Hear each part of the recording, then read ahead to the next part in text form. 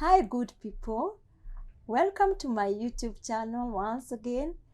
Thank you so much for watching these videos, and kindly, if you have not subscribed to this video, kindly subscribe, like, share, and even hit the notification bell so that you can know when I post another video. Today, I thank God for this opportunity to come and share my story, and today's story is about my career. As you can see me today, I'm in this dressing because I really want to talk my journey, my career journey, because it has not been easy. I thank God because God is so faithful, because when we start school, and especially when we start school, like for example in a kindergarten, you never know where you are heading to, because you do not know what you get along the way. That time you are just a clean slate. But I thank God for teachers, and that's why I'm here to appreciate all the teachers that has been with me since I was in kindergarten until today that I'm a grown-up and I have several degrees. Well, just to begin, I want to begin by saying that my career journey has a lot of things that will amaze you, especially because it is God who has always intervened. Let me start from my background. I grew up in the village, and in the village we used to go to school once you are 6 years. But for me, initially, my 6 years, I was not in the village. I came to be in the village by the 6th year. And because my parents were working from a different country, and now they had come to their homeland. And here I am. I don't know if I go to school, or I do what. And because my sisters were big, they are the ones that were allocated to a school. And then finally, I followed them. Those days, as those days they used to say that you have to be in school by the time you are 6 years. But me, I had not reached 6 years.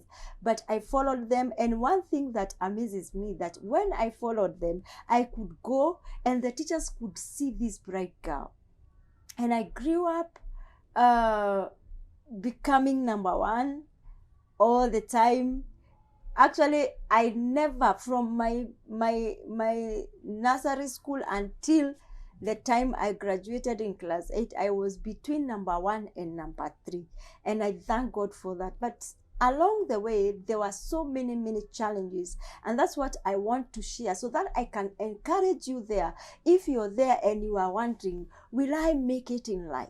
Because it is not like a pre-planned life for somebody to be in their career or to be in school until they finish, because there are so many challenges. Sometimes it's school fees, sometimes it's health. And for me, in my early age, I happened to have this challenge. I was becoming sick, and up to today, I don't know where that sickness went to. Because I remember in my lower classes, I used to be hysterical sometimes, and it could not be termed like epileptic, but there's times that I could not know where I am. I could faint, and when I wake up, I'm normal again. But there is no day that I was tested epileptic. But I used to fall, and when I wake up, I am good. Then all of a sudden, as I grew up, that sickness, I don't know where it went to. But I remember I grew up with a mother who was praying, who was prayerful, and she could pray for her children. She could pray. And that's why I am encouraging a parent there. It is important for you to pray for your children all the time. Make sure. I remember my mom used to come to our bedroom, because you see, we were 5 of us. And she used to come to our bedroom and she could pray with us. And that is, I believe, what even made my life easier. I remember this particular time that I started, all of a sudden, started nose bleeding. I think I was in class 6, 5, 6 there, almost going to class 8. And I started bleeding, and my bleeding was too much. And I hear people say that they used to be beaten by their teachers. But for me, I think the teachers would fear to beat me because I used to nosebleed. I used to be those hyper children. But even when I want to sing too much, because I loved singing. I was in drama. Every time there was a guest, I'm the one who was called to go and sing and dance. Even other schools, they had identified me because of my art. But I remember that my nose bleeding was too much. And one day I remember I had a teacher, and I want to recognize this teacher right now, Mrs. Carey. Mrs. Carey, may God bless you wherever you are. I know you might not watch this video because now you are a bit older, but I know your children are my friends and may watch this, and they can tell you. Mrs. Carey used to encourage me. We used to pray with her. She used to take me for prayers and say, one day you'll stop nose bleeding. And I remember one time we prayed and I stopped nose bleeding. And that's how I started now becoming number 2, because that time is the only time that I became number 3, because I could be on and off school. And finally, I remember from class 6, 7, 8, I was becoming number 2. And I was among the people that were leading in our school and even in Kiambu County. And I thank God for that. And when I did class 8, I did very well. In our times, I managed to get a good grade, and I was called in a certain school. But in that school, I could not go because my dad really wanted me to become a nun. And he was looking for, actually he had thought that he would take me to Lodwar, very far from Nairobi or from this Kiambu County, so that I can do very well, because he had very great vision for my life. But what happened, even after those health challenges, I managed to get a good grade. And when I went to secondary school, because it was a nun-like school, the discipline was very high, and I continued with education as usual. But before I went to the secondary school, I remember the grade that my family expected me to get, because I was a bright girl, I did not get it. And I remember a meeting was done. And when that meeting was done, and it had most of my family members, as in aunties, uncles, and everybody, I remember one of the persons there said that I should be given because I didn't get the grade that they had required for me. Somebody in my family said that I should be given a can. In my place, I come from a place where we do coffee. And so everybody that seemed to be very hopeless, maybe you don't have school fees to go to school, or maybe you are very naughty, you don't want school, people used to be threatened. If you don't do well, you will be given a can to go and pick coffee. And that how they saw me that I amount to. And I remember that person saying that according to the grade this girl has gotten, she needs to get a can and go to the coffee farm. It was so sad, because I was a young girl, because at class 8 I was still a teenager. That thing sank in my heart, and I felt so worthless, because according to the place I had come from, those people who could pick coffee, they were the hopeless, the naughtiest, those people who had gotten I'm not saying getting children before when you're young is wrong, but those people who have children, those people who seemed that they have become so hopeless, those are the ones that were going to pick coffee. You can imagine. And this person said that I can only amount, like he was saying, you are good for nothing. Now the only thing that we can give you is a can. You go and pick coffee. It was so sad. I know I am talking to somebody there. There are people maybe in your family. It can be your uncle, it can be your auntie, it can be your brother, it can be your sister, it can be your pastor, it can be your teacher. because most of us, even teachers, could discourage. But let me tell you, never let the affirmation of people or the negativity that people tell you be the gauge of what you are going to do in life, because that can disappoint you. Because if I concentrated so much on what they told me, even up to today, maybe I could have taken that can of picking coffee and go to the estate and start picking coffee.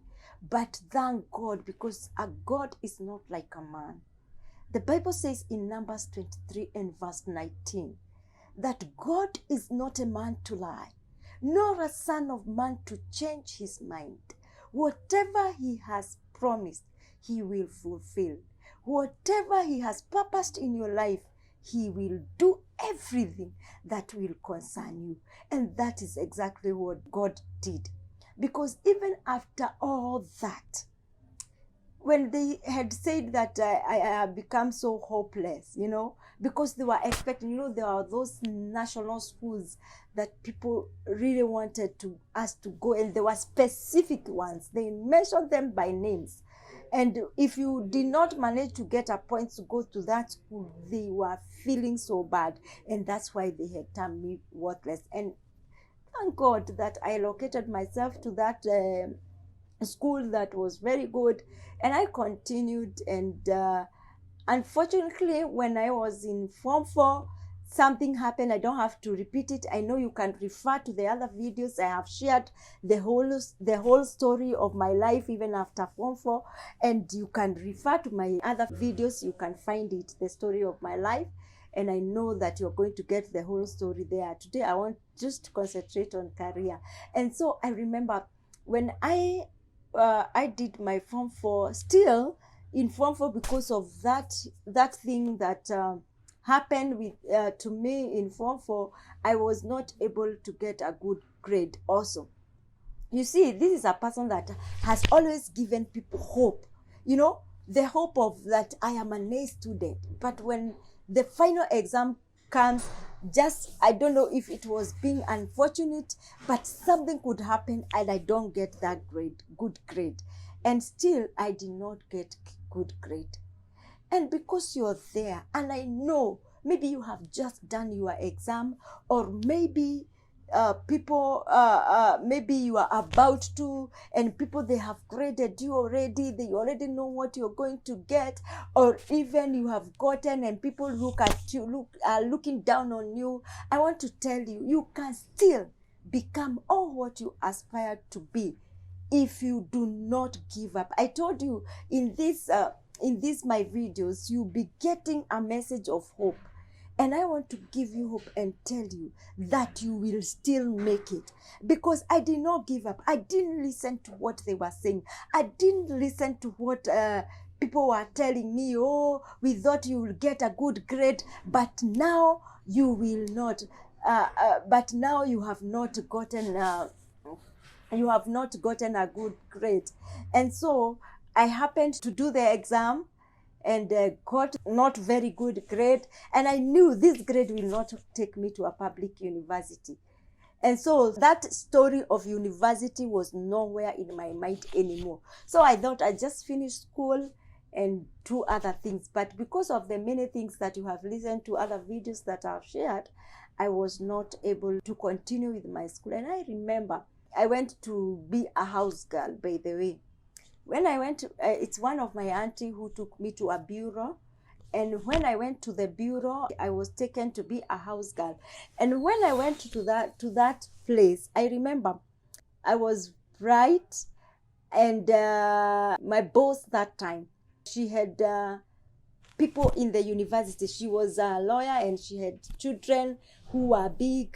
Me, I was a bit younger than them, but they were in the university. And so I could really admire them. I could look at them as they leave their house because they were coming over the holiday. I could see them with they used to have the college bags. I could see them writing notes. Even some, they could give me their notes so that I can be able to help them. Because I was writing very neatly. And so it is sad that I could I could see that this is a dream that can never come to be.